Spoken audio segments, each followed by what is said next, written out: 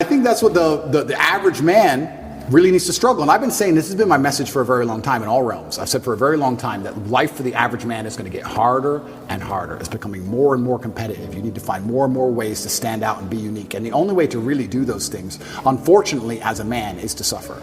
And that's one of the reasons I'm kind of glad that God put me in jail, because if you look at anything that builds a man into a man, there's a degree of suffering. It's very hard to become a man and have a man who's respected and has stories and is capable when he only had a nice life and nice experiences. It's usually the things that made you the best version of you are usually the worst things that happened to you. So the demons I carry from jail, the fact that I can't sleep. The fact that I can't sleep, I've had girls say to me, you can't sleep, you need to see a psychiatrist. And I said, absolutely not. I would be furious if a psychiatrist walked in here and took my demons from me. I don't care if they could fix me with a click, they're mine. And they were bestowed to me by God. And they are mine to deal with, and they are mine to fix, because that's how I become a better version of me. I would be furious if someone took them away from me. I'm glad I can't sleep. Good, I can train endlessly. That's why I'm bigger than I've ever been. I'll train I'm not gonna waste a minute. But all the demons that have been given to me by God and all the problems that have been given to me by God are mine to fix. I would never ever allow anybody else to take them from me. I'd be furious. If a psychologist came in and said I could cure you, I'd say, no thank you, I will cure myself. I don't care if it takes 10 years. I'll cure myself, that's my job. And I know that when that's done, I will be more mentally resilient than I ever would have been without jail. That's the whole point of it, right? So many men say, I want to be the man, but they don't want to suffer, they don't want to fight, and I don't understand why, because even if you look at a superhero movie, they tell you, even in superhero movies, they make it very clear, Batman's parents died, that's why he's Batman. All the bad things have to happen. There's no way to get there without the bad things. I get so many emails from people complaining about their bad things, and I don't have time to reply to any of them, but if I could, I'd say, good luck, congratulations, off you go. Of course she broke your heart. Of course you're sad, of course you miss her. She's with me now. That's life. That's part of it. That's the only way you're gonna get to that level of resilience. You can't become the man any other way. So yeah, I thank God for everything bad that's ever happened to me and all the demons. And you decipher it and you work out the best way to deal with it and you internalize the good parts and you become a better and stronger and more resilient person for it. So I have to thank God for every single one of them. Particularly at risk is for the thing you just said. It's the masculine youth who are my fans. It's the 11-year-olds, 12-year-olds, 15-year-olds, 16-year-olds. They are the future of the world. They're the people you want to go and die in a ditch. They're the soldiers you need. Those are the people you need psyoped. You need them psyoped. You can't have a bunch of men who aren't psyoped. That's when you lose control of everything, when the men don't listen anymore. And they're all listening to me. And I'm teaching them things like God, religion, personal responsibility, accountability, discipline.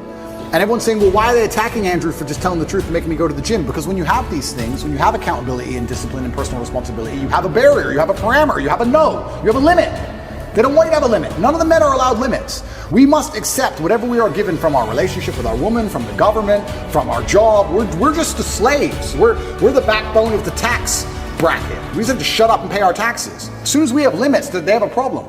That's why they dislike the things I teach. What do I really say? What do I really teach young kids that's genuine dangerous? What do I say? Go to the gym, stick up for yourself? Stick up for yourself, go to the gym, you're allowed an opinion. Educate yourself, be smart, work hard. Believe in things. Believe in yourself. About men. They pretend they give a shit about men's mental health. But if you come along and actually advocate and tell men how to be happier. I've been a sad man and a happy man. I am a man. I know exactly how it feels on all ranges of emotion. And I'll be honest with you right now. When a man is sad, yeah, there is an inclination towards aggression. That's how we're born. That's how we're evolved. We're evolved with that inclination towards aggression. We need that to protect and provide. That's who we are. We need that bravery. But having a bunch of depressed, sad men who have no emotional control is dangerous for society. I say this all the time. They try and pretend that I'm somehow dangerous for society by telling men to stand up for themselves and be masculine. Absolutely not, really not. When you tell a man to have no emotional control and be more feminine, that's a school shooter. A school shooter is not a man with masculine accountability. He's a man who's told, act how you feel all the time. Then he gets picked on for long enough. Throw on some drugs on top his psychiatrist gave him. Throw in a lack of a girlfriend, and he's had enough. That's where school shooting comes from. School shooting does not come from men being masculine. It comes from the absolute opposite of these things. And they know this. They know this very, very well. To fix society, we have to fix it at the most base level, the root level. I think America and most countries need more transparency and understanding of how things work. But when they're attacking the family unit, they're attacking all of these issues. Every issue you've just labeled all starts back down to the beginning.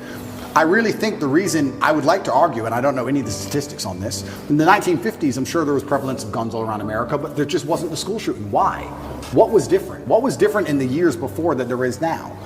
I think it's just because children obeyed their parents, and their parents were a family, and there's a degree of responsibility that was instilled inside of people, and there's a degree of accountability, and there was a degree of honor and pride. Great question. There's a degree of honor and pride. Yeah. I'll tell you something now. I bet in the 60s, 70s, whatever, in any country in the world, people didn't want to do dumb shit because the family would be known as criminals. The last name would be tarnished. Their son did this. You hear what their son did? There was a vested interest in all of it. Now you have a school shooter who's going to go out there, be a piece of shit and kill people, and then their parents are on TV, well, yeah, he was failed by the system. They don't even feel any shame. It's unbelievable. If one of my children or someone close to me did something that heinous, I would be disgusted. I would apologize just for the name alone. There's no honor left. There's no pride left in the name. And this is what happens when you remove honor and pride from people. If you have no honor and no pride, nothing really matters. What matters anyway? It doesn't matter if you're out of shape. It doesn't matter if your kid's a piece of shit and a criminal. Nothing matters without honor and pride. And this is done on absolutely every level. I said this to Tristan the other day. I was actually saying we were driving, well, the other day, long time ago. I haven't left the house in a while. We were driving and I said even on the most base level, I said every building is ugly. Have you noticed that every new building is ugly? It's ugly. Tristan goes, yeah, it's all the same glass, big square, ugly building. In the 1400s, we built these ornate, gorgeous buildings. And now everything's ugly. Why is that? And well, I'll tell you why it is. It's because they don't want you to have any intrinsic attachment to a specific place. If all the buildings are beautiful in a specific town, you have intrinsic attachment to that town. You care about that town. You want good things for that town. You'll protect that town. You'll defend that town. What is that? That's a barrier. That's a parameter. If everything looks the same all the time, you'll just move. Who cares? Oh, they've messed up San Fran. Who cares? I'll move somewhere else. Let's move somewhere else. It's all the same. Globalism doesn't matter. It's all the same. Buildings in Berlin and New York, they all look the same. Where's all the beauty gone? When there's beauty, you have an attachment to that beauty. They want to remove all your attachments from everything. Even now, when they try and psyop you into, let's say, the way that models all look different than they used to before, right? Models all look different. Victoria's Secret. Yeah, and I was arguing this point, and someone's saying, oh, but that's because you have Eurocentric beauty standards. I said, no. I'm going to correct you, because I know you think you sound smart using the word Eurocentric, and I'm going to correct you because you're a dumbass. Let me tell you what beauty standards are. Beauty standards, by definition, for something to be beautiful, has to at least be unique. If everything is beautiful, then it's not beautiful. If everything's beautiful, then it's standardized. For you to take a model who looks the way they look without any effort at all, and they look like most out of shape, uninteresting people on the street, you cannot call that beautiful because it's standardized, you can see it everywhere. Beauty means it must have been difficult to obtain. Whether it's a building, it's difficult to make because it's ornate, or a woman who's trained really hard to have a beautiful figure, that is difficult. Difficulty and beauty are linked. You can't have beauty without difficulty. You cannot show me another model and tell me that my Eurocentric beauty standards are saying she isn't hot, because that's not why. She isn't hot because she's made no effort. She hasn't tried. That's why. And they're doing this with everything. Everything is ugly. Nothing has a standard. Nobody has to try for anything. No parameter. No baseline belief of what's true and what's false. Everything's subjective. Your truth.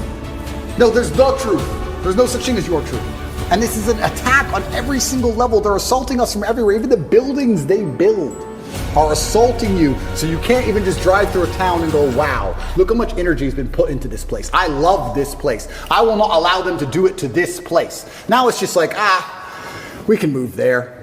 Let's move there. It's all the same anyway. It's all a Starbucks on the corner and a 7-Eleven. Who cares?